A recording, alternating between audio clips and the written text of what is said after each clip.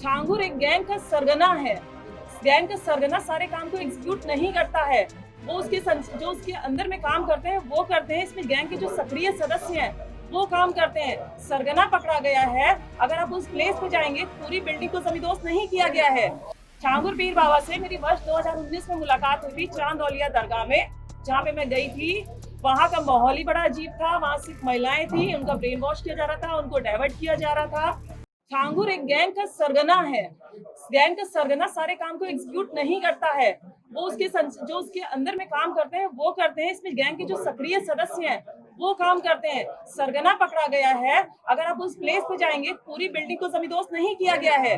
आधी ही बिल्डिंग को तोड़ा गया है जो इलीगल थी, बाकी को नहीं तोड़ा गया है। मीडिया के जरिए से मुझे पता चला है कि आधी बिल्डिंग तो खड़ी है यूं ही, और किस पीड़िता को न्याय मिला है। ये खेल आज से नहीं चल रहा, बहुत पुराना चल रहा है। अगर इसमें कुछ नाम लिए जाएंगे, कुछ की अरेस्टिंग हो गई, तो ये 40 साल पुराना खेल निकलेगा, जो सबूत के साथ मिलेगा आप सबको। जिसमें मेरे पास जो आया था लड़का, उसका नाम अमित था। उसका असली नाम था अबू आमिर अंसारी। उसने अपने आप को अमित इंट्रोड्यूस किया था, और अमित की पूरी फैमिली मुझसे मिली थी। उसकी पूरी फैमिली हिंदू इंट्रोड्यूस करके मिली थी मुझसे। छांगुर पीर बाबा से मेरी वर्ष 2019 में मुलाकात हुई थी चांदौलिया दरगाह में, जहाँ पे मैं गई थी। वहाँ का माहौल ही बड़ा अजीब था। वहाँ सिर्फ महिलाएं थी, उनका ब्रेन वॉश किया जा रहा था, उनको डाइवर्ट किया जा रहा था।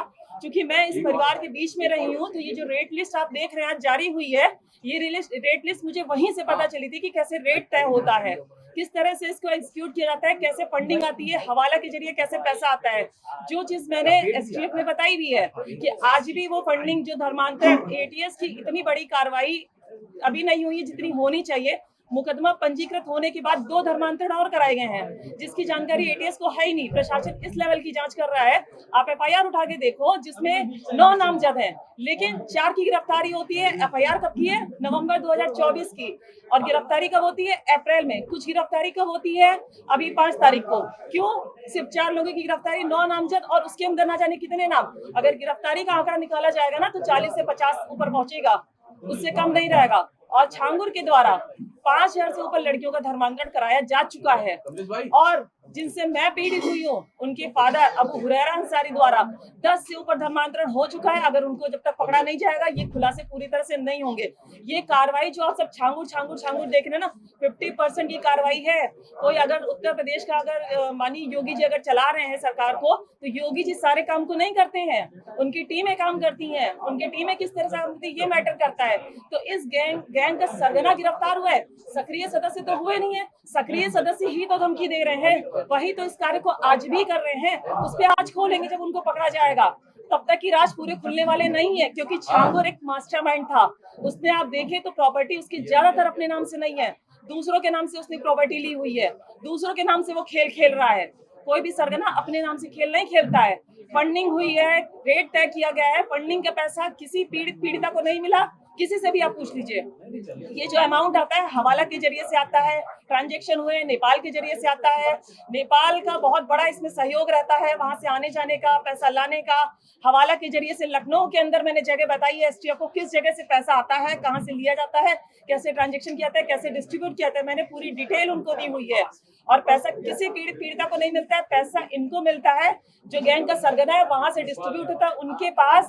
जो लड़के लड़कियां मुस्लिम है, जो इनके धर्मांतरण के काम को करते हैं, उनको पैसा दिया जाता है। किसी को पैसा नहीं मिलता है, किसी पीड़िता को पैसा नहीं मिलता है। अब आपको कोई और सवाल है तो पूछ सकते हैं। अभी आपने एक और पीड़ित क्या बचे हैं? एक और पीड़ित बचे हैं। एक और पीड़ित बचे हैं। लास्ट बचे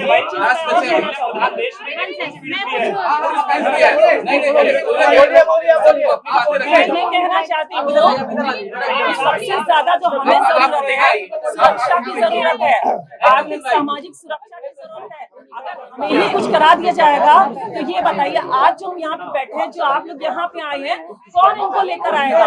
हमें ये बताइए, कोई लेकर आएगा क्या? कोई किसी को नहीं लेकर आएगा। अगर कोई आवाज उठा रहा है, विश्व हिंदू रक्षा परिषद द्वारा आप सबको बुलाया गया, वो सहयोग कर रहे हैं, वो आवाज उठा रहे हैं, तो आप हमारी सुरक्षा को ध्यान में रखिए। और हम मुख्यमंत्री से बहुत जल्द मिलने वाले हैं, उनसे मुलाकात करेंगे। मुख्यमंत्री से मिलकर पूरा प्रकरण बताएंगे, क्योंकि प्रमुख सचिव से मैं मिल चुकी हूँ। प्रभातखबर.com, विश्वास वही, रफ्तार नहीं।